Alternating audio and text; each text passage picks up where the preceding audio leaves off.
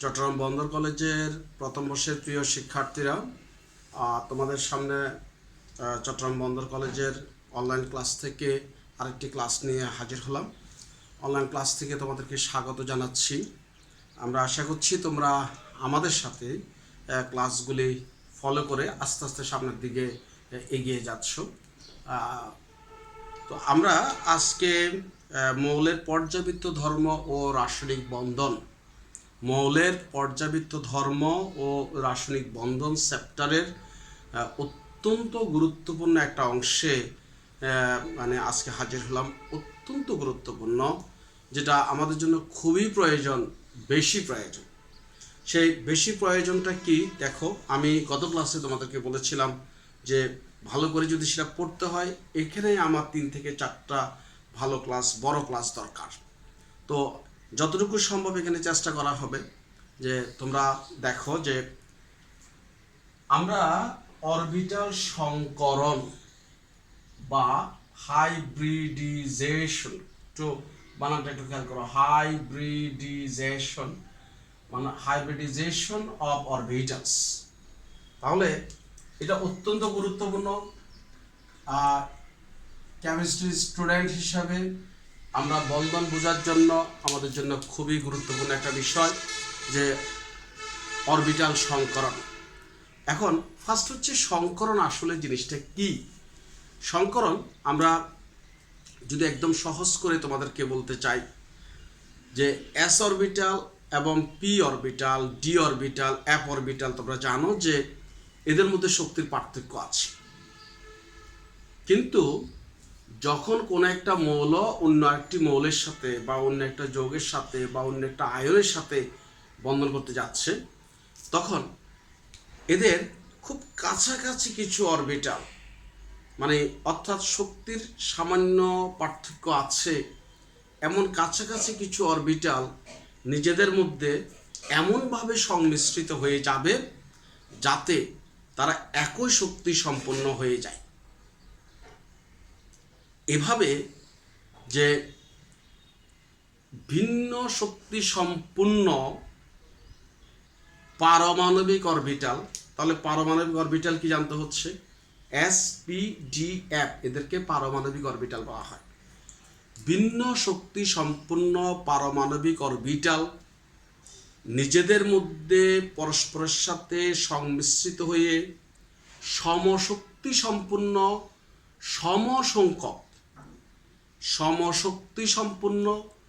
সমসংখ্যক নতুন অরবিটাল সৃষ্টি করার প্রক্রিয়াকে সংকরণ বলে। এটা হলো সংকরণের সংজ্ঞা। কিন্তু সত্যিকার অর্থে এই সংজ্ঞাটা এরকম আমরা মুখে একবার বলার পর আসলে ঠিক ক্লিয়ার হওয়া যায় না। তো আমরা আস্তে আস্তে এক্সাম্পলে যখন যাব তখন আশা করি তোমরা ক্লিয়ার হতে পারবে। তোমরা ফার্স্ট একটা জিনিস খেয়াল করো যে আমি যদি তোমাকে বেরিলিয়াম 4 দিই, এর ইলেকট্রন বিন্যাস তোমরা একটু দেখো, 1s2 2s2, এতে কোনো বিজোড় ইলেকট্রন নাই। সুতরাং বিজোড় ইলেকট্রন না থাকার কারণে এটা স্বাভাবিক দৃষ্টিকোণ থেকে এটা কোনো বন্ধন করতে, সমযোজী বন্ধন করতে পারার কথা নয়। তো এখন তারপর দেখো আমি বেরিলিয়ামের পরে বোরনকে নিলাম 5, তারপর দেখো 1s2 2s2 2p1, এখানে আমরা একটা বিজোড় ইলেকট্রন দেখতে পাচ্ছি। আপাত দৃষ্টিকোণ থেকে আমরা বলতে পারি যে বোরন একটা সমযোজী বন্ধন করার মতো যোগ্যতা রাখে। তারপর দেখো কার্বন 6, 1s2 2s2 2p2, এখানেও আপাতত আমরা আমাদের এই ইলেকট্রন বিন্যাসটা দেখে মনে হচ্ছে যে আমরা কোনো বিজোড় ইলেকট্রন পাচ্ছি না। সুতরাং আমরা কোনো কার্বন কোনো যৌগ সৃষ্টি, সমযোজী বন্ধন করার ক্ষমতা রাখে না। কিন্তু বিষয়টা কিন্তু এরকম নয়। বিষয়টা হচ্ছে তুমি যদি দেখো যে আমরা যদি এটাকে ধরো বেরিলিয়ামকে আমরা উত্তেজিত করি, তোমরা এখানে জানো যে এখানে 2p অরবিটাল কিন্তু আছে এবং উত্তেজিত করলে 1s2 ঠিক থাকবে, 2s1 2px1 2py0 2pz0। অর্থাৎ এই s অরবিটাল থেকে একটা ইলেকট্রন উত্তেজিত অবস্থায় p অরবিটাল যে তিনটি আছে, তিনটির মধ্যে প্রথম p অরবিটালের মধ্যে স্থানান্তরিত হবে, লাফ দিয়ে যাবে। কেন? আমরা এটাকে এক্সাইটেড স্টেটে নিয়ে গেছি, উত্তেজিত অবস্থায় নিয়ে গেছি। তো এখন দেখো যে কারণ এরা খুব কাছাকাছি অরবিটাল ছিল, যার কারণে এখান থেকে এখন তুমি যদি এই জায়গায় বিবেচনা করো তাহলে তুমি দেখবে যে দুটি বিজোড় ইলেকট্রন আছে। তার মানে বেরিলিয়াম দুই দিকে দুইটি সমযোজী বন্ধন করার মতো ক্ষমতা রাখে। এখন স্বাভাবিক কারণে প্রশ্ন যে এস অরবিটাল এবং পি অরবিটালের শক্তি তো সমান না। আমরা তো শক্তির পার্থক্য আগে থেকেই জানি যে শক্তির পার্থক্য আছে। তাহলে এটা হলো কেন? এটা হলো বা বন্ধনটা হবে কিভাবে, সেটাই সংকরণের মাধ্যমে হবে। সেটাই আমরা সংকরণের মাধ্যমে তোমাদেরকে ব্যাখ্যা করব। তাহলে আমি আবার বলছি যে এস অরবিটাল এবং পি অরবিটালের মধ্যে নিশ্চিতভাবে শক্তির পার্থক্য আছে। এস অরবিটাল এবং পি অরবিটালের মধ্যে নিশ্চিতভাবে শক্তির পার্থক্য আছে। কিন্তু আমি যখন এটাকে, এই চিহ্নটা হলো উত্তেজিত অবস্থা, উত্তেজিত অবস্থা মানে এক্সাইটেড স্টেট, আমরা এটাকে উত্তেজিত করলাম। সাধারণত আমরা একটা যৌগের সাথে বা একটা মৌলের সাথে একটা মৌল যখন যুক্ত করি তখন তাদের নিজেদের ভিতর থেকেই তোমার শক্তি নির্গত করে এই কাজটা হতে পারে। না হলে আমরা বাহির থেকে হিট দিব বা কোনো না কোনোভাবে তাকে উত্তেজিত করব।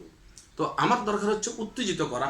তো উত্তেজিত করতে গেলে আমার বিক্রিয়া করার জন্য যদি উত্তেজিত দরকার হয় উত্তেজিত করব। তোমরা সবাই জানো যে আমরা বিক্রিয়া করার সময় বেশিরভাগ ক্ষেত্রে আমরা হিট দিয়ে থাকি। তো এখন খেয়াল করো যে এখানে যে আমরা 2s, এখানে কিন্তু এখনো জায়গাটা খালি আছে। দেখো 2py এবং 2pz খালি আছে, বাট 1s থেকে ইলেকট্রন এখানে গিয়ে তোমার বিজোড় ইলেকট্রন সংখ্যা 4টি হয়নি। কারণ যে 1s এর সাথে 2s এবং 2p এর শক্তির পার্থক্য একটু বেশি। সংকরণ হওয়ার জন্য ভিন্ন শক্তির হতে হবে, তবে খুব কাছাকাছি শক্তি সম্পন্ন হতে হবে। ভিন্ন শক্তি হবে, তবে ভিন্ন শক্তির মধ্যে কাছাকাছি শক্তি হতে হবে, এটা মাথায় রাখতে হবে। ভিন্ন শক্তি তবে খুব কাছাকাছি হতে হবে। এখন আমি যদি এই বোরনের কথা বলি, দেখো বোরনকে যদি আমরা উত্তেজিত করি তাহলে boron 1s2 2s1 2px1 2py1 2pz0। তাহলে আমরা কি লক্ষ্য করলাম যে বোরনের ক্ষেত্রে তিনটা বিজোড় ইলেকট্রন সৃষ্টি হলো এবং এই s এবং p অরবিটালগুলি নিজেদের মধ্যে সমশক্তি সম্পন্ন অরবিটাল তৈরি করবে। এই সমশক্তি অরবিটাল তৈরি করাটাই হচ্ছে সংকরণ। কার্বনের ক্ষেত্রে দেখো, সুতরাং আমরা যদি কার্বনের কথা বলি উত্তেজিত অবস্থায়, carbon 6, so 1s2 2s1 2px1 2py1 এবং 2pz1। কেন? কারণ এটাকে তুমি যদি একটু ভাঙো, 1s2 2s2 2px1 2py1 2pz0 ছিল। যখন তুমি উত্তেজিত করবে তখন এখান থেকে একটা ইলেকট্রন এখানে শিফট করবে। তাহলে এখানে অলরেডি আগে থেকে একটা ইলেকট্রন আছে বিজোড়, এখানে ইলেকট্রন আছে বিজোড়, এখান থেকে একটা চলে যাওয়ার পর এখানে একটা বিজোড় হলো, এখানে একটা বিজোড় হলো। তাহলে আমরা এখান থেকে দেখতে পেলাম যে কার্বনের কাছে উত্তেজিত অবস্থায় 4টি বিজোড় ইলেকট্রন আছে। দ্যাট মিন্স এই অবস্থায় কার্বন 4টি সমযোজী বন্ধন করতে পারবে, তাই কার্বনের যোজনী 4, কার্বন চতুর্যোজী মৌল। এখন এই কাজটা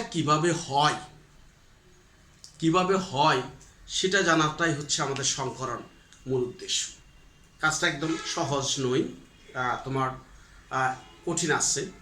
আমরা সেই কঠিন কাজটাকে একটু সময় দিয়ে আস্তে আস্তে শিখব। তো সুতরাং তোমরা ধৈর্য সহকারে শিখবে। তো আমি তোমাকে শুরুতে যে আমরা যে সংকরণগুলি পড়াবো সেই সংকরণগুলির মধ্যে ফার্স্টে তোমরা কিছু জিনিস একটু লিখো, একটু খাতায় লিখো। আমি যদি তোমাকে বলি পারমাণবিক অরবিটাল কি, পারমাণবিক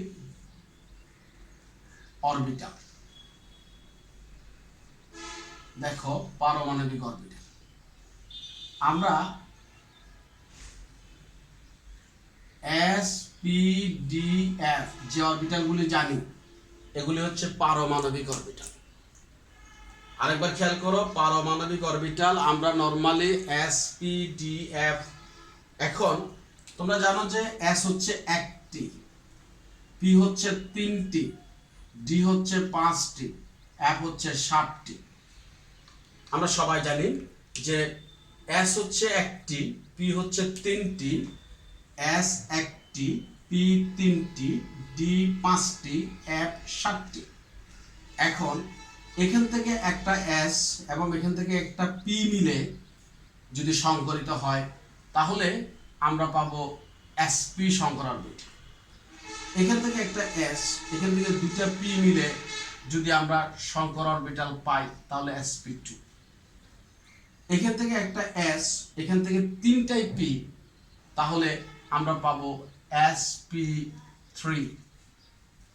এখান থেকে একটা S, এখান থেকে দুইটা P, এখান থেকে একটা D, তাহলে আমরা পাবো SP2D। অথবা এখান থেকে একটা S, এখান থেকে একটা D, এখান থেকে দুইটা P মিলে বা আমরা SDSP2 পাবো। এটা কাহিনী কি আমরা আস্তে আস্তে শিখব। আবার এখান থেকে একটা S, এখান থেকে তিনটাই P, এখান থেকে দুইটা D, সো আমরা পাবো SP2D, SP3D2। ঠিক যদি আগে আমরা এটা নিতে হয় তারপরে এই দুইটা নিতে হয় তাহলে আমরা পাবো বা D2SP3। আবার হতে পারে SP3D3 বা D3SP3। মানে কি? এগুলিকে আমরা বলবো যে আণবিক অরবিটাল। এগুলিকে আমরা আণবিক অরবিটাল বলবো বা এগুলিকে আমরা সংকর অরবিটাল বলবো। এখন এগুলি কিভাবে সৃষ্টি হয় সেটা আমরা আস্তে আস্তে শিখব। তবে মূলত আমাদের ইন্টারমিডিয়েট লেভেলে এই এখান থেকে আমরা বেশি প্রশ্ন করে থাকি বা এখান থেকে প্রশ্ন করে থাকি, হ্যাঁ, বা এখান থেকে প্রশ্ন করে থাকি, অর্থাৎ এখান থেকে প্রশ্ন করে থাকি। তবে বেসিক্যালি আমাদের মূল প্রশ্নগুলি SP, SP2, SP3।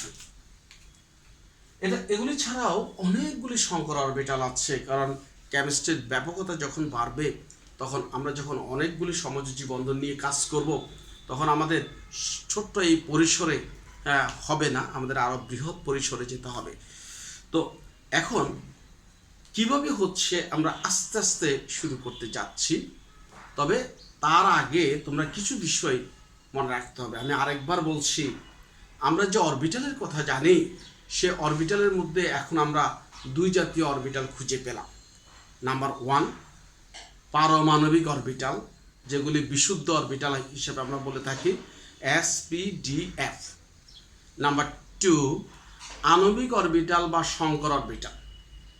আণবিক অরবিটাল বা সংকর অরবিটাল, আণবিক অরবিটাল বা সংকর অরবিটাল মানে হচ্ছে যে কোনো একটা মৌল উত্তেজিত অবস্থায় তার খুব কাছাকাছি শক্তিসম্পন্ন অরবিটালগুলি নিজেদের মধ্যে সংমিশ্রিত হয়ে সমশক্তি সম্পন্ন নতুন অরবিটাল সৃষ্টি করবে, তাদেরকেই আমরা সংকর অরবিটাল বলব। এখন এই সংকর অরবিটাল সম্পর্কে যদি আমরা জানি তাহলে কি লাভ হবে? যৌগের আকৃতি সম্পর্কে জানব, যৌগের বন্ধন কোণ সম্পর্কে জানব, আকৃতি সম্পর্কে জানবো, আমরা আরো অনেক কিছু জানতে পারবো যা আমরা যদি সংকর অরবিটালগুলি জানি থাকি। তো এখন কিছু কিছু জিনিস তোমাদেরকে আগে থেকে জানা থাকতে হবে, না হলে তোমাদের পক্ষে, কারণ আমরা কিন্তু গবেষক নই, আমরা গবেষণা করার সুযোগ পাচ্ছি না, আমরা বরং গবেষণা থেকে যে পরীক্ষালব্ধ ফল আমরা পাচ্ছি সেগুলিকে আমরা আয়ত্ত করে আমরা পরীক্ষা নামক যে বৈতরণী আছে, আমাদের পরীক্ষা নামক যে একটা বিষয় আমাদের জন্য আছে, সে পরীক্ষায় আমরা ভালো রেজাল্ট করার জন্য আমরা পড়াশোনা করে সেটাকে খাতায় তুলব। তো যাই হোক, যে এখন মনে রাখতে হবে যে যদি তোমার মনে করো এসপি সংকর,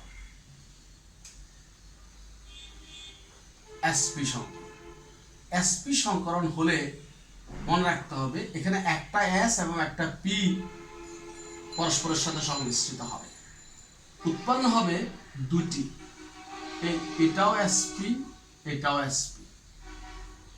তার মানে পারমাণবিক অরবিটাল অংশগ্রহণ করেছে দুটি, একটা এস একটা পি, নতুন করে উৎপন্ন হবে তোমার দুটি এসপি এসপি।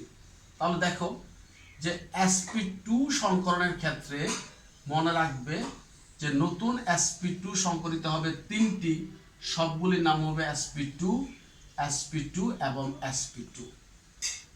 তারপর মনে করো sp3 যদি হয় তাহলে sp3 হবে মোট চারটি। এই sp3 যে চারটি, সে চারটি খেয়াল করো সবগুলি হবে sp3 sp3 sp3 এবং sp3। এখন এখানে একটি s ও তিনটি p, একটি s এবং তিনটি p পরস্পরের সাথে সংমিশ্রিত হবে, সংকরিত হবে। তাহলে এখানে মোট কয়টা? একটা, আর তিনটা মোট কয়টা? চারটা। তাহলে এই যে চারটা হলে খেয়াল করো এখানে মোট চারটা, এখানে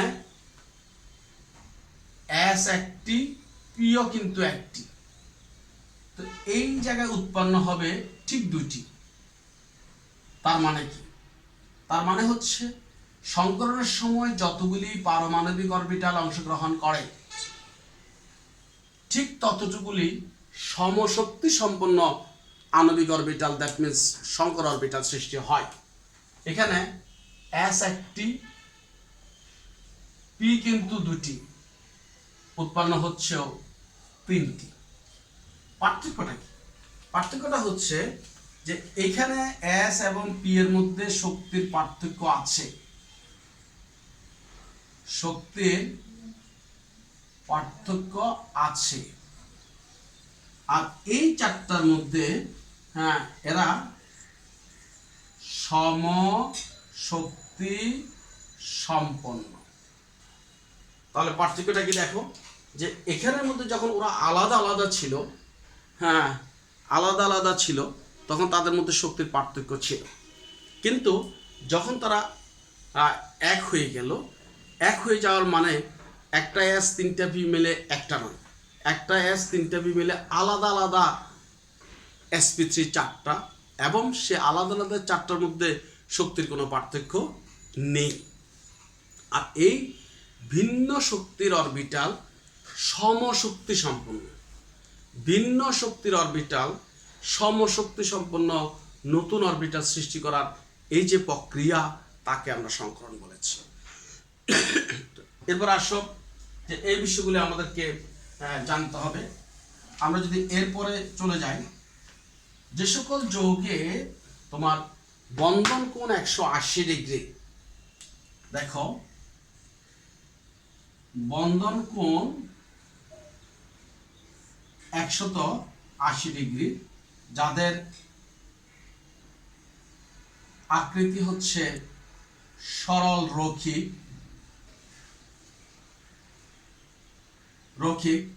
তাদের ক্ষেত্রে সংকরণটা মনে রাখবে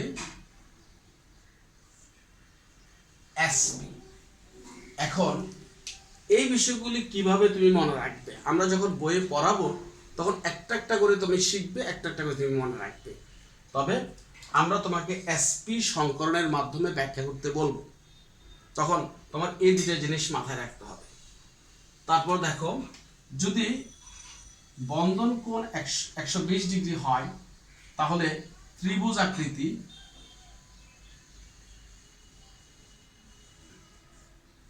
আকৃতি এবং তখন হচ্ছে sp2 সংকরণ। যখন 109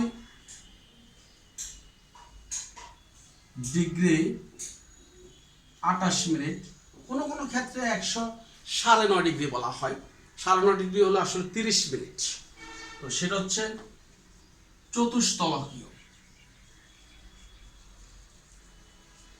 আর এক্ষেত্রে হচ্ছে sp3 সংকরণ। অন্তত তোমরা এতটুকু তো তোমাদেরকে অবশ্যই পড়তে হবে, আরো কয়েকটা পড়তে হবে। তো আমরা এতটুকু পর্যন্ত পড়ে আজকের মতো শেষ করলাম। তোমরা শুরুতে সংকরণের শুধু প্রথম 2টা পাতা ঠিকমতো যদি পড়তে পারো, বা আমি এখানে যা লিখেছি সেটা পড়তে পারো, তাহলে আগামী ক্লাসে আমরা এখান থেকে শুরু করতে পারবো। ততক্ষণ পর্যন্ত ভালো থাকো, সুস্থ থাকো। আবারও বলছি, সংকরণ খুব মনোযোগ সহকারে পড়তে হবে, যার কারণে আমি খুব সামান্য একটু পড়ালাম। এই সামান্য একটু থেকে যাতে আমরা পরবর্তীতে আর কোনো সমস্যায় না পড়ি, এটা যাতে তোমরা ভালো করে পড়তে পারো। ভালো থেকো, আল্লাহ হাফেজ।